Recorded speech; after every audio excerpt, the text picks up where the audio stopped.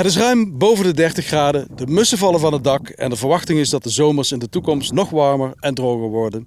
Uiteraard maakt de Limburgse Land- en Tuinbouwbond zich zorgen, bijvoorbeeld over de hittebestendigheid van de aardappel, meer bepaald de frietaardappel. Op de proefboerderij van de LLTB in Wijnandsrade en een proefveld in Schinnen zijn nieuwe aardappelrassen bekeken die niet zijn beregend. De resultaten zijn bemoedigend. Inderdaad, we hebben al heel veel weken lang deze hoge temperatuur en deze droogte. En bij een temperatuur boven de 25 graden doet een aardappel helemaal niks meer. En ondertussen raakt ook alle vocht in de grond op. Dus het is best inderdaad 11:55. Het grondwater zit hier gigantisch diep. Dus wij moeten gaan beregenen met water van de WML en met een standpijp. Dat is duurder en dat doe je dan ook iets minder snel als inderdaad als je het gewoon zelf uit een bron kan trekken. En die hebben we hier niet. Ja, dat kost zeker geld, maar we doen het natuurlijk voor de toekomst van de aardappelteelt, voor de akkerbouw in Zuid-Limburg. Maar in feite voor heel Limburg natuurlijk.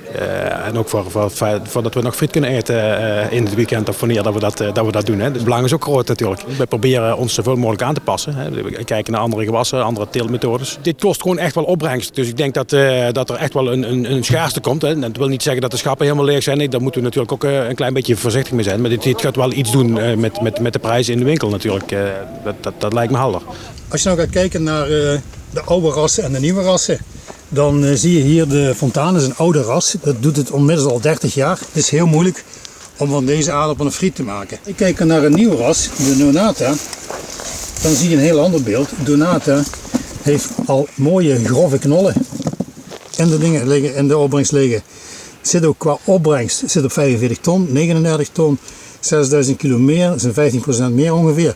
Maar hier zit ook de lengte in. Hè? En dat is de lengte die hebben die frietfabrieken nodig om frieten te kunnen maken. We zien die nieuwe rassen in zo'n droog jaar en zo'n heet jaar beter presteren als de oude rassen. Die kunnen niet meer mee. Stikstof is een van de belangrijke voedingsmiddelen voor een aardappel. Je kunt heel veel stikstof geven. En dat heeft als nadeel dat we dan na de oogst stikstof uitspoelt richting het grondwater. Dat willen we ook niet.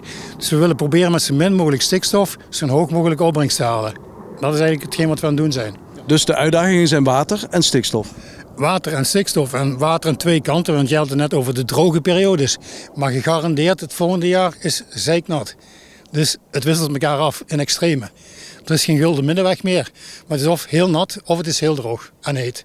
En we zullen heel langzaamaan dus een verandering moeten gaan krijgen in de rassen. Dus dat betekent dat dit een optimistisch verhaal is? Dit is een heel reëel verhaal, maar ook optimistisch, ja. Want hier moeten we naartoe. Dat is de grote beweging die we maken. Hè. We zijn bezig met een enorme transitie in de landbouw. Hè. Waarbij dat we dus veel minder gebruik gaan maken van gewasbescherming. Op een andere manier gaan bemesten. En heel langzaamaan moet dat inderdaad gaan aarden allemaal.